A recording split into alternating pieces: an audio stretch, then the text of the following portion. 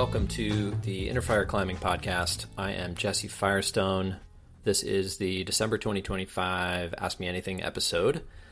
Before we jump into the questions, just a couple little updates. Hey, how's everybody's Christmas? I'm recording this December 29th, and I have a 9-week-old baby, so Christmas for me was a Thursday. I think we put some liquor in our coffee, and other than that, didn't do anything different than any other day. Just mostly fed the baby, changed a lot of diapers, and, sent messages to loved ones, did some FaceTiming, that kind of thing.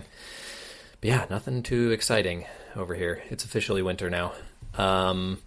What else is going on? I have a newsletter coming out at the beginning of the year, so be on the lookout for that. I will post on Instagram and other places regarding sign up for the newsletter. If you've ever worked with me, then you'll get an email for a double opt-in because I have your email already.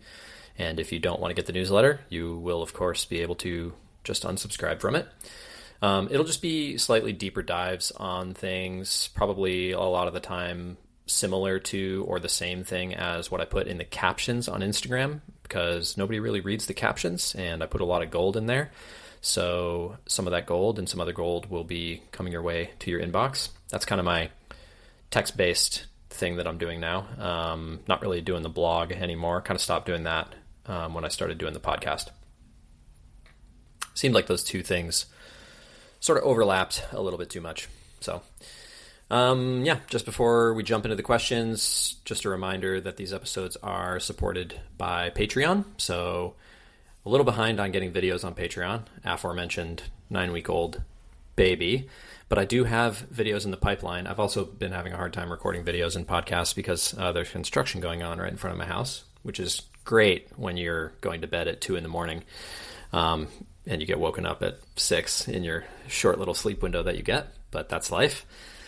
And if you want to join my Patreon and get access to that bonus content and be able to ask questions on these AMAs, then you can become a patron over at patreon.com/innerfireclimbing. It's just $5. I don't have any extra tiers or anything like that.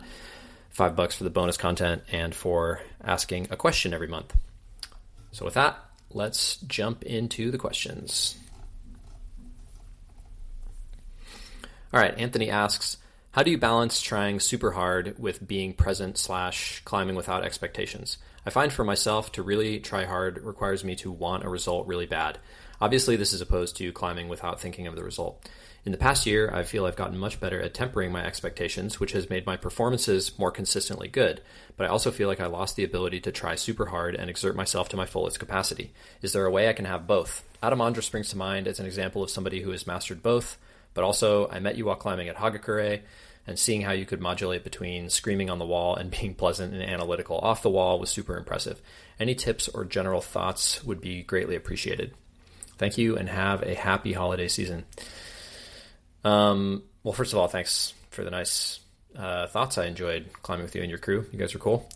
The main answer, I think, is practice. But all practice is better when it's deliberate. So I think maybe we should be clear like what skills we're actually talking about here. And there's a few. I think maybe one of the most important skills, at least that I feel like I'm using when I'm doing something like you're talking about at Haga, where I was trying really hard and then I was coming off the wall and just immediately going into analysis mode. Obviously, I've had a lot of time to practice that because I have a long climbing career. But I think the core skill there is to be able to perceive what's happening both in your body and around you, but also what's happening emotionally, like in your mind, without necessarily letting any of those things take over your internal dialogue or like take over the narrative. So, I climb on Haga and I fall usually pretty much at the same point, and then I almost always like yell once to kind of just like get it out of my system. Like I usually fall like and yell in midair. And pretty much by the time I hit the ground, I feel okay because I've gotten it out of my system, and also B, like some of the screaming is just that feeling of being like ripped out of the experience that you're having. It's almost like it's like a sort of physical response to that change in stimuli. But I think the rest of what's going on there is just mindfulness. It's just like being aware of your emotions and your desires without necessarily letting those things run the show. And actually, what this made me think of when I was doing my notes on the questions is lately I've been doing a lot of changing diapers because I have a little baby, and it's such a good test of your patience and your mindfulness to like wake up, you're in a total haze, you have a screaming baby that really wants food, but you have to like change their diaper before you can give them food because they have a diaper full of shit. Pardon my French. It's just such a good test of like, can you remain chill even while all these frustrating things are happening? And most of the time I think I do pretty well, but every once in a while I sort of lose it. And I've realized that like what makes me lose it is basically when I stop focusing on the task and I start letting, the baby screaming or like the discomfort of the situation or like my tiredness or something like that creep into the front of my mind. I let those things like take over. And those are not necessarily pleasant things. So when they take over, I have an unpleasant demeanor, right? But like, I like puzzling through rock climbs, and I like trying to climb things, and I like being out in the forest with cool people. And so if those are the things that I'm remaining focused on, then it's pretty easy for me to kind of have that calm, more like pleasant or happy state of mind, because that's how I feel, right? So all the basic stuff about getting better at mindfulness and improving your sort of ability to do clear thinking and to remain calm in difficult situations, it's really just basic mindfulness practice is what it comes down to. All that same advice that applies to that stuff in life applies really, really well to that stuff in climbing. And I think it's getting harder than ever to spend our time working on those things, but it's also more important than ever because we all have so many stresses and so many demands for our attention, and we have these goddamn phones. So I'd start with just a couple minutes a day and do some mindfulness practice. There's a lot of apps you can use now, but even just sitting for 5 minutes and trying to notice your breathing, you don't necessarily need an app or anything like that. And it would still probably have a noticeable impact. And if you can stick with it for, a month or two, then you can graduate to something a little bit more interesting or, start bringing it into your climbing practice a little bit. But I would just start with a little bit of practice every day. Second piece of advice, and this is going to come up more in this podcast because it's kind of a theme today, is to just set clear expectations about your climbing day. So that day at Haga, I think you caught me on a pretty good day because I'm a new dad and I was just enjoying a day out. And I knew that I wouldn't get very many days in Index this winter. Index is a little bit trickier here from the east side where I live. So for those who don't know Washington, it's about a 2-hour drive plus hike for me to get to that boulder. So that's a big day. And now the road is destroyed from the floods. So actually that was probably my only day that I'll get in Index this winter at all. And I'm glad I had a good attitude, but like I went in thinking, it's just going to be sick. I'm going to climb on one of the best boulders in the country, and conditions seemed like they were going to be great. And I've been to Haga a bunch, so I really am not too worried about whether I do it or not. I know that I can do it, and that's what I'm focusing on. Because as we'll get to later, I don't feel like I'm in that much control of whether I actually do it or not.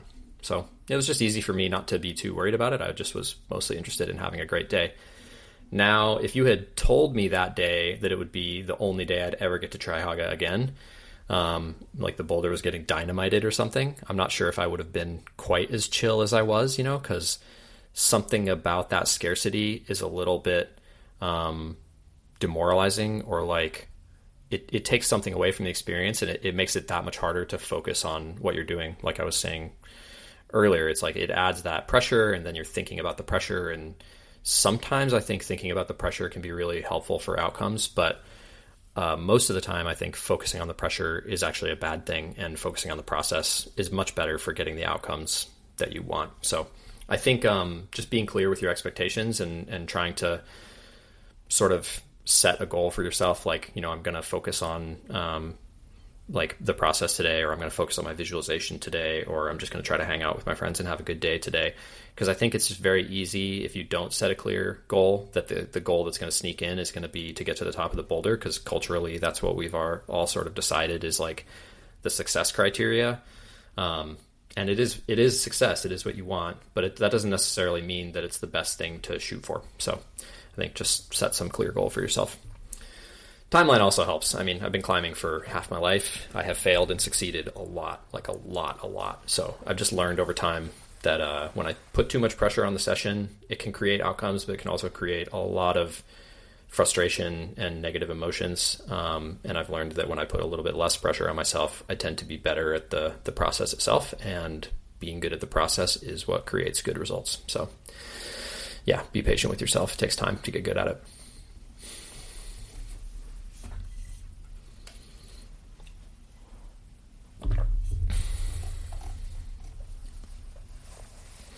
Okay, Anthony also asks, small second question. As a new member of the Patreon, I've seen you talk about inward pressure with the flagging foot a lot. Do you think this is basically universal to flagging?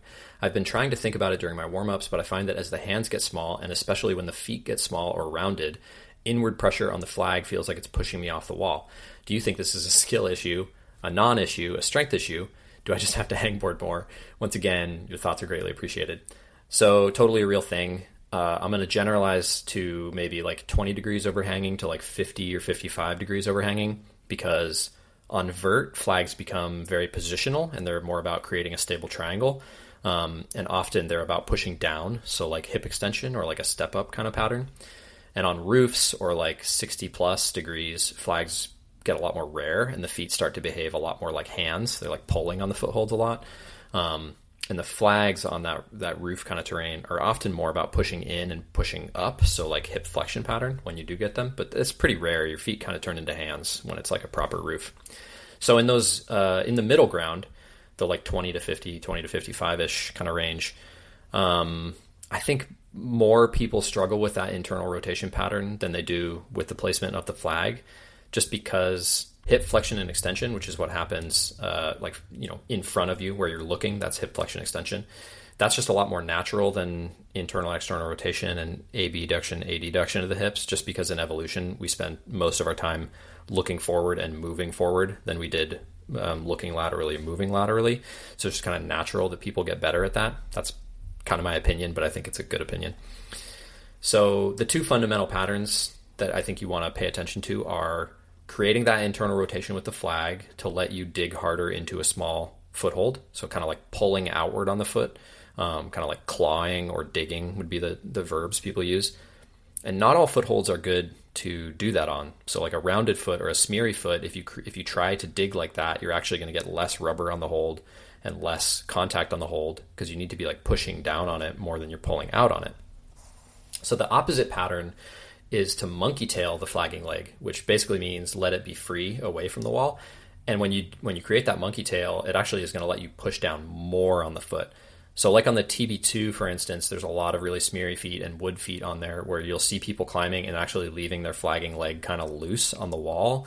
And what that does is it moves your center of mass out from the wall a little bit, and that changes the angle of your leg so that it's pushing in more instead of pushing down on the foothold more. And that gives you a better force vector on that foot. It actually creates more force into that foot. So sometimes as the wall gets steeper and the footholds get really bad, flagging actually kind of takes away some of your ability to push into that foot. Now, you still don't get the stability of the flag. It's a trade-off. You get more freedom and you get more drive into the smear, but you're not as stable. So you're going to need to create more power from your arm and from the single foothold that you do have. So it's always a trade-off between these things, between stability and freedom. I talk about that a lot in my principles course. So to summarize, hard flagging, that's good for digging into the foot. That's mainly an edge thing. And then monkey tailing, that's more pressure down on the foot, and that's more of a smear thing. That's a big generalization, but that's kind of how I see it. Hopefully that's helpful.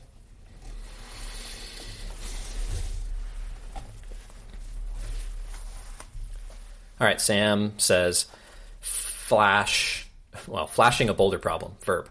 Sending a boulder problem on your first attempt with no prior falls and typically after seeing it climbed or receiving beta while you also haven't tried the moves yourself before pulling on. Let me think if I agree with that definition before I continue. Yeah, I think that's pretty much right. This is generally considered a black and white concept by most climbers, Sam continues, so I find it baffling when it's debated. The confusion for those that debate this topic seems to stem from the lack of a universally enforced definition of flashing, like the widely accepted definition I provided above, combined with the fact that climbers project their own values and biases about style, purity, and progression onto the term. Rather than disagreeing about the act itself, people are often disagreeing about what they believe should count and why. So my question is, why do some overcomplicate this black and white issue? Is it the lack of a solidified definition or something else entirely? This is a good question. I feel like back in the day, I'm going to date myself here, sound like a curmudgeon, but I think back in the day, two things happened. Like, number one, people were just a lot more robust with their internal ethic. So there was a much more strong flash and on-site culture back in the day. The other thing that happened back in the day is that people were really confused about on-siting in bouldering. And I think it's sort of common knowledge now that you really can't on-site a boulder. That doesn't make any sense. Because with a route, like, you walk up to it and you can take your time because you just can't see the whole thing. So you can still say that it's an on-site, even if you spend time looking at the first 2 bolts. There's still like 10 more bolts of climbing. So you're still doing most of the route, quote, on-site. But people even have exceptions to that where they'll like lower down and look at it. Like, I think Adam Andre even did that not too long ago and then said that he on-sited it. And for my personal on-siting ethic, that doesn't count as an on-site because I'm not doing it upon seeing it. I'm seeing it and then I'm doing it later. But he's Adam Andre. He knows what he's doing. So I think what I'm trying to say here is it is really important to have a good internal compass, ethical compass, and to follow that. I think that's the most important thing. And if you're worried about there being any like question as to whether or not you achieved something, then you want that ethic to be as rigorous and strong as possible. So for me, like, flashing basically means I can wait as long as I want to do my first try. I can gather as much knowledge or information as I want before I do my first try. But once I pull onto the wall, that is the only attempt that I get. So everything has to be right and I have to do it on that try or I did not flash it. And like, even recently on, I think it was on a Good Temps episode, they were saying like touching holds from a ladder was okay for a flash. Personally, I don't think that's true. So like when I flashed Free Willy in Waco, I stacked 2 pads and I stood on those 2 pads and I touched the crimps that you jump off of. And I actually felt like I took something away from my flash by doing that, just because there were holds that I couldn't touch from the ground and I kind of felt like I was cheating myself a little bit. All things considered, I still think that I flashed Free Willy, but when I posted my send video and talked about it on like social media, it was very important to me that I be honest about the fact that I stacked those pads and touched the 2 crimps, because I felt like if I didn't say that, then I was not being totally ethically upstanding. I was like leaving something out. I think day flash and trip flash, those kind of terms that people use, have added some confusion here because it makes it seem like flashing is something that you can do after your first try. And so I don't really like those terms. I would just say first go of the day or first go of the trip or first go this year or whatever. Like, I don't see any reason to use the word flashing there. It just makes things more confusing. So if you use those terms, I kind of encourage you not to do that. They just don't make any sense. And I think pretty much every old schooler or like lifer climber that I know thinks the term day flash and trip flash are silly. Honestly, they just don't make any sense. And I think lots of this comes back to status. So I was saying earlier, like, that back in the day, people just had a stronger kind of compass about this stuff. I think a lot of it comes down to like people want to say that they flash something because they want the status of flashing it. And I think that was less true. Like, I got really into flashing because I wanted to flash stuff for myself, not because I wanted to be like post on Kaya that I flashed whatever climb, the climb of the month or whatever. Like, that didn't seem as interesting to me. And the more it becomes about status and it becomes about like how you appear to other people, I think the more people are going to want to blur the lines so that they can like perceive themselves as achieving something that maybe they actually didn't. And if that argument makes sense to you, then, and you haven't heard it, then you should go listen to my rules episode. I think it was like episode 6 of the podcast or something, where I kind of laid out all my thinking on this topic. Okay, back to training. Lorraine asks, what are some of your preferred power endurance drills, and how or when would you build them into a pre-climbing trip training plan? I have a bouldering trip to Mose Valley this spring, and I have my eye on a few projects where endurance will be a factor. So first thing, I would probably go listen to, I did a struggle Q&A episode. It was on the Struggle Patreon feed, but it's also on my podcast Patreon feed. So I know you can listen to it, Lorraine. If you're listening to this and you're on my Patreon, you can go find the Patreon feed for my podcast and listen to it there. But there was a question about endurance on there where I covered a lot of the basics, and I think that would be helpful to listen to. So first thing I think is important to know is there are lots of different ways to categorize endurance. I'm not going to get into all of them here. Power endurance is like 15 to 60 seconds or so. So if that's what you mean, you're talking about sustaining a high power output for that duration. So usually things like 4x4s are going to take longer than 60 seconds, and they start to be more like what we call strength endurance, which is like that 1 to 2, maybe 3 minute kind of duration. That's a little bit more of a sport climber thing or like a long boulder thing. So maybe Waco tanks, you would want to do that kind of training. Most of the rest of the time, I think doubles or triples are probably enough for the type of endurance that you need on something in a place like Mose Valley. There's just not that many like 15 or 20 move boulder problems in Mose Valley. So yeah, I would look at the routes that you want to climb, look at how steep they are, how many moves they are, and how long it takes you to climb them. So if you have video of yourself on it, that'd be ideal because you can just kind of time yourself, or you can go watch videos of other people using similar beta to you and extrapolate from there. And then try to mimic those things in your training. So if your goal route is about 40 degrees and it's about 10 moves and it takes about 45 seconds to climb, then that's what you want. You want something that's about 40 degrees and 10 moves and takes about 60 seconds to climb.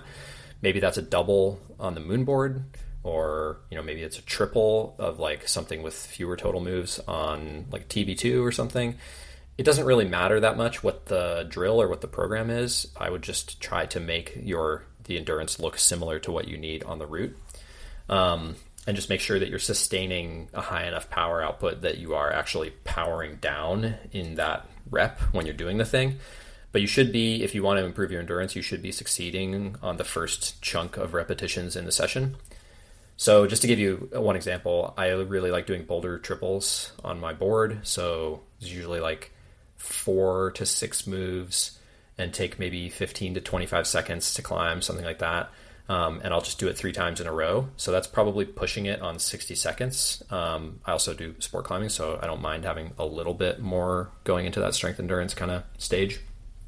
But I'll do, after the warm up and after my finger training and stuff, I'll usually do some other climbing, and then I'll do the triples at the end.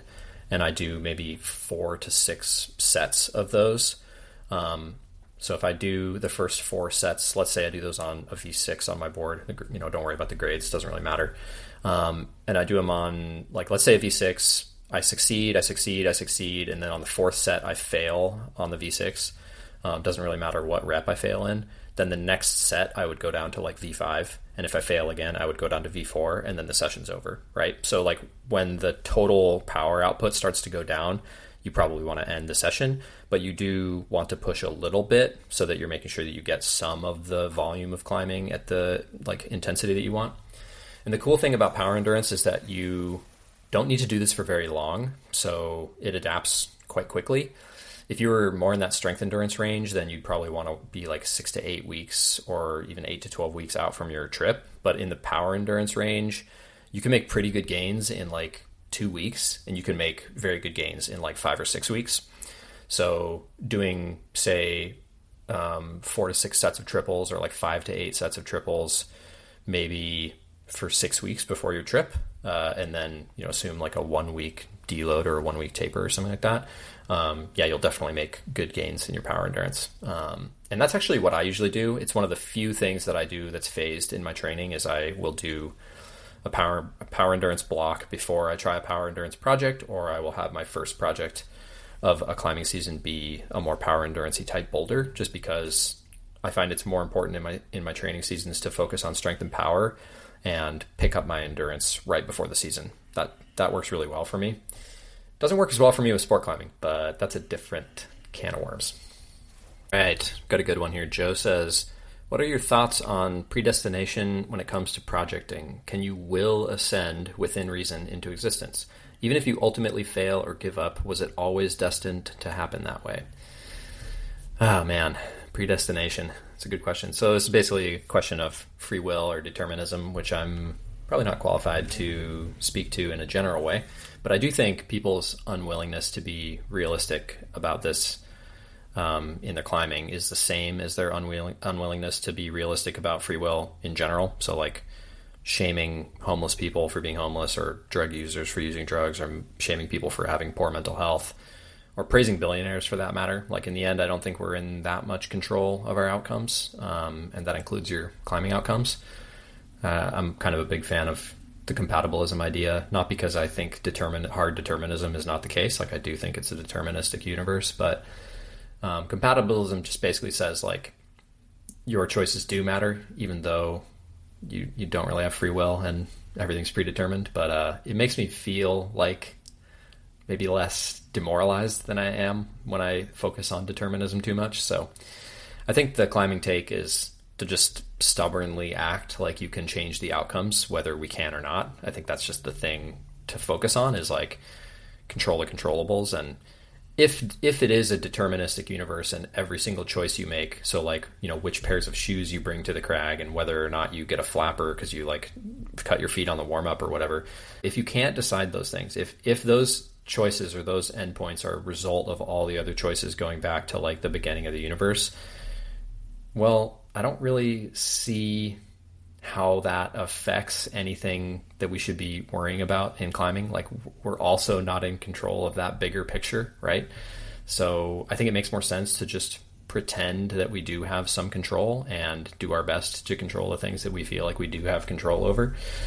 I'm not sure if that word salad makes sense, but when I puzzle it out in my brain, I just feel like, what's really the difference as to whether we can control it or not? So when it comes to willing sends into existence, I think, talked about this earlier in the show, but showing up curious and setting clear goals for the day that aren't just sending the thing, and being very process oriented. I think those things are actually very important for, quote, willing ascend into existence.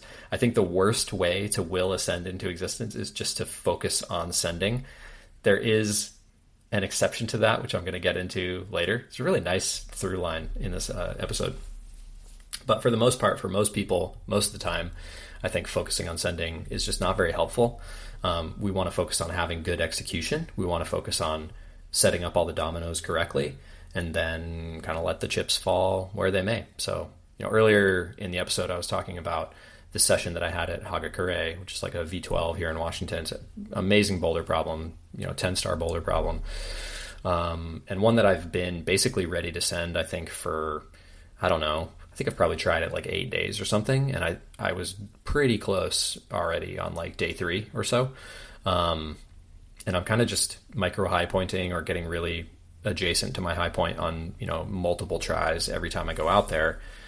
And yeah, in the end, it's like I can go out there really intending to send it, or I can go out there just doing my best to make the decisions that I think are going to set me up for a send. But either way, I don't really have any control over whether I do it or not. I know that I'm going to try hard because I want to do the boulder, whether I'm sitting there thinking about how I want to do the boulder or not. So I just don't think it really adds that much to try to like will it into existence, if that makes sense. But I guess I'm just doing a logic pretzel where I'm saying that an easier way to will it into existence is by not focusing on willing it into existence and focusing on some other piece of the process, some other piece of the puzzle to try to will it into existence that way. So, yeah, I guess I bamboozled myself there. Yeah, stick to your own journey. That's about the best advice I can offer on this. Okay, Joe also has a technical follow-up question here. I'm appreciating the philosophical question followed by very clear technical question kind of series here. He says, how can you get better at hard or technical heel-toe cams on vert? It's a nice outlying piece of technique.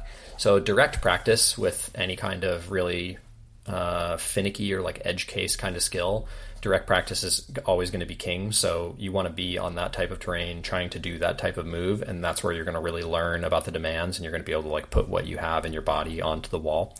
The things that stick out to me about those type of moves that you might want to consider would just be flexibility is going to be a lot more important on vert than it is on more overhanging terrain, because when the wall's more overhanging, your center of mass is naturally going to be further away from the wall, and you have more hip flexion to play with before your external rotation becomes like super limiting. So basically sagging away from the wall actually makes it so you don't need to be as flexible, whereas on vert, you're really not going to have as much room to sag away from the wall, unless for whatever reason you're doing hard technical heel-toe cams where the handholds are really good. I don't really see that happening. But yeah, that lower margin is going to create more flexibility demand. So I think really all of it, you're going to need more hip flexion, you're going to need more hamstring flexibility, you're going to need more external rotation and abduction, flexibility. Kind of need more of all the things. So I'll definitely be doing some type of that training if you're not. I also think shoe choice is probably going to be really, really important with that type of climbing. And I would get up close and personal to the placements, holding the shoe in your hands, and actually try to figure out how your foot needs to be placed.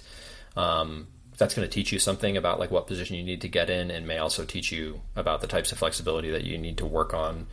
And those could be both long-term or transient flexibility practice. So like what I mean by transient or like local, quote unquote, would be doing some stretching in the session to try to like get as much range of your range as you can, and feel as like loose and flexible as you can in the session so that you can then practice the heel toe cams.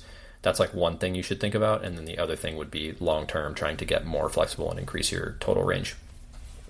Both of them probably pretty valuable, but that's a very edge casey question. I think the most important thing would just be spending lots of time on that type of terrain, doing that type of thing. Find a wall at the gym that's the right angle and has a lot of holds on it, and spend a lot of time on there trying to heel hook and heel toe cam things and see what you learn. Okay, Jantina asks, why is Janja so dominant in competition climbing? I love this question. Don't get as many of these type of like more orthogonal questions, but man, Janja is like so fascinating to me. I think she's a generational athlete. As far as I know, one of the most dominant athletes in any sport like ever, solo sport. I think she was 16 or 17, she won the World Cup season titles. She won the World Championships. She won the Youth World Championships. And I think in both disciplines for all those things. And that was like when she burst on the scene. That was like 16 or 17 years old. So it was like right when she could be an adult competitor, she won everything immediately. And then I put these stats on here. I've used these before for climbing trivia that I've run a few times. Janja has 69 World Cup medals. Nice. And she was born in 1999. So the female with the next most medals is Akio Noguchi, who was born in 1989 and retired in 2021. So Janja with 10 years fewer, and Janja already had almost as many as she does in 2021 when Akio retired, because Janja skipped one of the last seasons. Janja's had 10 fewer years basically being active and got as many medals. And just to compare it to the men's side, Jakob Schubert was 65, and he was born in 1990. So let that sink in for a second. The most dominant athletes for the men and women had 10 more years than Janja, 10 years of doing the World Cups. And she already surpassed them and has gotten more total medals than they got. Like, name another sport where somebody is that insanely dominant. So what makes her so good? I mean, I think it's all the things. I think she has perfect genetics for what she does. I think she has insane work ethic and work capacity. I think she was probably at the right place at the right time to build all the necessary experience. Like, in order to get where she is today, having won the Olympics twice, she definitely needed to be where she was at age 17, more like winning the world championships and stuff. And in order to be there, I'm sure when she was 13, she was already, like winning all the national stuff and winning the youth worlds and stuff like that. So it's like this, you get on a roll, and the more on a roll you are, the easier it is to stay on a roll kind of thing. And you see this with dominant athletes, at the national level too. Like, we have some people in America who, it's like once they start winning, they just keep winning, and the people who are just behind them, the people who are like one step behind Janja, they're not like, it's not like Janja has 69 medals and those people who are, from her generation have like 60 or 50 or something. They have like 5. And it's a very, very small difference. I think a lot of it is just everything hit right for her, and she got the momentum that she needed in order to capitalize on all of the genetics and practice that she has. It also seems like she has a pretty special relationship with her coach. I don't know if he coaches any other athletes or if it's just them, but I know that it's not the normal Slovenian team coach. She did a really good series of videos, like interview videos on YouTube. I think they're on the Adidas channel maybe, but I'm sure if you Googled them, you could find them. But she talked about some of the stuff in there. And the biggest thing I took away from that interview with her was, separate from all this other stuff about her genetics and her work ethic and stuff, like, she's also just a very genuine, kind, like switched on person. And it seems like that's an interesting commonality of a lot of like really high performing climbers. Like when you look at super high performing tennis players or like golf players or something, some of them are nice people, but not all of them. And it is interesting that like, you know, Janja and Adam and a lot of the other people who are at the high levels of our sport, like Aiden, I guess, another example, they just seem so nice. And I wonder if to some extent, because climbing is so much about your own journey, it's also really important to have like a super good set of social skills and to be very personable, because that brings more opportunities to you. Like you get more beta, you get more advice, you just can feed more on the environment around you. And I really wonder if that's like a part of the puzzle too. So other than that, I'm not sure, but man, she is a hell of an athlete. Fun to watch. It'll be a lot less fun to watch the World Cups when she's out of the picture. I'll say that. Okay, Kenzie asks, what is defined as a move in climbing and how are they accounted for in a sequence? We're finally getting into the conceptual analysis phase of my podcast. I think the good definition is probably anything that is valuable for the purposes of practice or memorization qualifies as, quote, a move. So like at the beginning, it's like I just am moving my right hand to this hold, you know, or I am putting my right foot on this foothold. And as you get better, your focus or like your zoom increases. Like when you start climbing, it just seems so basic. It seems like a ladder, you know, like literal ladder rungs, like you just left, right. And the better you get, the more it's like there's all these subtleties about what your hips do and what your shoulders do and how close to the wall you are and timing and coordination of the different limbs and independence of the different limbs. And there's just so many things that I think any kind of left, right starts to sort of let you down. And if you can tap into a tighter definition of the word move, so including all those like hip shifts or shoulder movements or like subtle changes in like your balance or your center of mass, I think all of those things are very, very helpful for solving problems faster. So I encourage like probably the most finite or the most discrete possible interpretation of the concept. Maybe that makes it harder to talk about beta, and then like when we're having conversations, we probably revert to more of a left, right kind of way of thinking about it, just because we're probably all going to have similar macro beta, but the micro beta is going to vary a lot person to person, especially when the climbs get super hard. So maybe like for communication purposes, it's something you do with your hands or your feet, but for internal purposes, I think it's probably more like anything that you can make your body do that's valuable for practicing or for memorizing.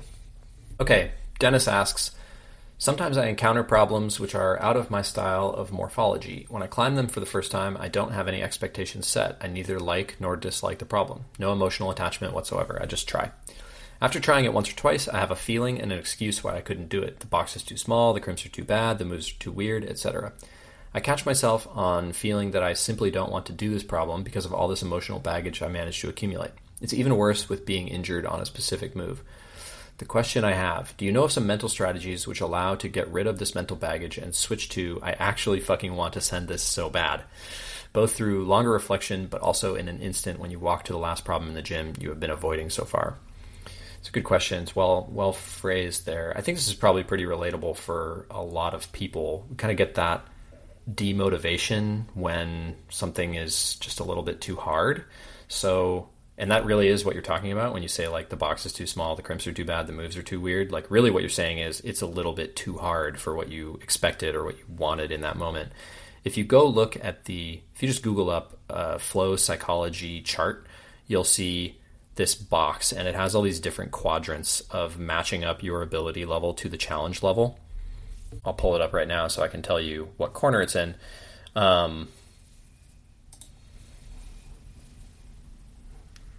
So I believe what this falls into is the top left quadrant, which is, quote, anxiety. I'm not sure that's really the right word for what you're describing, but it's close enough for our purposes. Basically where the challenge level is high and the skill level is a little bit too low, right? And ideally what we're looking for is to have something where our skill level is a good match for the challenge level. So if you can just inch your skill level up a little bit or inch the challenge level down a little bit, then you'll wind up in a little bit more of a better situation. Now, classic flow psychology says that you need to be highly skilled and highly challenged in order to achieve perfect flow. I think you can also achieve flow when the challenge level is just appropriate and your skill level is good for it. I think that still works, or at least for a problem solving point of view and a skill development point of view, that still works. But yeah, so if you want to feel better on these specific problems, then you need to practice these specific skills. But I don't think that that's really what the question is about. I think what the question is about is the mindset side of it. Like, why is this challenging? And I know what you mean, because some people seem to just embrace the anti-style, and like if the box is too small for them, they're just hammering it, and like they just, yeah, like you said, they just actually want to send it so bad. And I think it's hard to sort of reproduce that feeling in yourself if you don't have it innately. But I think the longer term reflection sort of strategy is to think about your values and your motivation and like why you want to climb and why you want to get better at climbing. I think that's the thing to focus on. And sitting down and actually writing some of that stuff out, like I talked about with Flotilli in a recent episode of the podcast, I think that's actually really valuable, because if you can figure out what it is that you like about climbing and what motivates you to get better at climbing, you might be able to tap into that a little bit in these situations. But as far as the like local, like the immediate problem of like getting yourself to do the thing in the session, I think you need to get better at execution and execution pressure. You need to like want to do it for some other reason. Like you're basically saying like, I don't want to do this. How can I get myself to want to do this? And it's like, well, you gotta want to do it. So you could set up your session in some way where you need to do that problem as part of some sort of challenge. So like, doing circuits, like a lot of gyms have colored circuits, and trying to complete an entire circuit or as many of a color as you can would be a really good example of a way where it's like you have to do all of them, whether they're your style or not. You probably need to bring the level down quite a bit to do that. But again, when we talked about the flow piece, like I think that's pretty valuable. Like you want to bring the challenge level down to these type of boulders. Another maybe more abstract strategy would just be deliberately doing some anti-style boulders in every session. So sometimes I'll prescribe like a spinach, what I call a spinach session for people, which is basically the idea being like it's like eating your vegetables. So it's like you go into the gym, you do some red pointing or flashing, and then you have 30 minutes of your spinach session at the end. And the goal of that piece of the session is to work on this thing that you're bad at and to get your ass kicked. And in your case specifically, Dennis, it's not just about the style being difficult for you. It actually is the skill that you're bad at is sending things when they're not in your style. So like I was saying earlier in the show, it's really important to be clear about what the skill is that you're practicing. And for you, the skill that you're practicing is getting yourself to send something that you are not enjoying climbing on. So making a piece of your session about that probably is a good strategy for working on it. You know, or just bet your friends like, hey, if I send this right now, you buy the first round. And if I don't send it right now, I buy the first round. And maybe that's enough. I'm not sure. All right. That's all the questions for this month. Man, can't believe it's the end of 2025. And we are, how far are we? This will be episode 27 of the podcast. So yeah, we're more than 6 months in now, I believe. Pretty cool. And I will see you all back here in about a month for the first AMA of 2026. Very exciting. Thanks for listening, everybody. See you next time.